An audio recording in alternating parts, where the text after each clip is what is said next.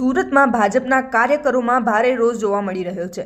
દિલ્હીમાં યોજાઈ રહેલી પ્રતિષ્ઠિત ઇન્ડિયા એઆઈ ઇમ્પેક્ટ સમિટ 2026માં વિઘ્ન ઊભું કરવાના મુદ્દે આજે સુરતમાં અઠવા ગેટ ખાતે ભાજપ દ્વારા રાહુલ ગાંધીનો ઉગ્ર વિરોધ કરવામાં આવ્યો હતો।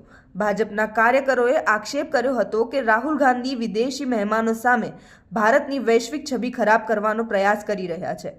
વિરોધ એટલો ઉગ્ર હતો કે કાર્યકરોએ રાહુલ ગાંધી વિરુદ્ધ સૂત્રોચ્ચાર કરી તેમના પુતળાનું દહન કર્યું હતું અને માંગ કરી હતી કે તેઓ દેશની માફી માંગે। આ વિરોધ પ્રદર્શનને પગલે અઠવા ગેટ વિસ્તારમાં ભારે દોડધામ મચી ગઈ હતી। હું શૈલેષ જરીવાલા, ભારતીય જનતા પાર્ટી કોસાધ્યક્ષ।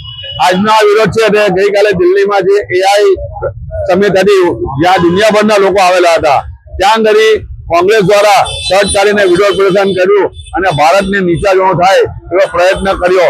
કોંગ્રેસ આજે ભાજપનો વિરોધ કરતા એ દેશના વિરોધમાં આવી ગઈ છે એવું આ સાબિત કરવા માંગે છે રાહુલ ગાંધી અને કરે છે।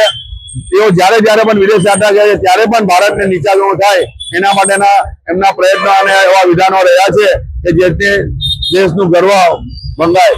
તો આવા વિધાનો અને આવા નિવેદનો અને આવા કાર્યોથી કોંગ્રેસ દૂર રહે તેના વિરોધ પ્રદર્શન અંગે આજે એમના પુતળાનું દહન કર્યું છે અને એનો વિરોધ કર્યો છે।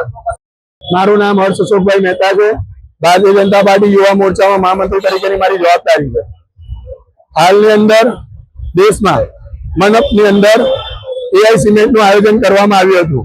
એ એઆઈ સિમેન્ટ 2047 વિકસિત ભારતને કઈ રીતે ઉપયોગી થઈ શકે જેના સંદર્ભમાં એઆઈ સિમેન્ટની અંદર આયોજનની અંદર કોંગ્રેસના જે કાર્યકર્તાઓ છે જે રાહુલ ગાંધીના ઇશારે જેમનો ખૂબ ભારતની વિકાસ યાત્રા રોકવાનો પ્રયાસ કર્યો હતો, એઆઈ સિમેન્ટનો વિરોધ કર્યો હતો અને ખૂબ નિમ્ન પગારની હરકતો કરી હતી જેના સંદર્ભની અંદર આજે સુરત ખાતે અઠવા ગેટ પર ભારતીય જનતા પાર્ટીના રાષ્ટ્રવાદી યુવા કાર્યકર્તા અને આખી ભારતીય જનતા પાર્ટી દ્વારા એમનો વિરોધ કરવામાં આવ્યો હતો અને નરેન્દ્ર મોદી સાહેબ અને ભારતીય જનતા પાર્ટીનો વિરોધ કરતા આજે દેશનો વિરોધ કરવા માંડ્યો।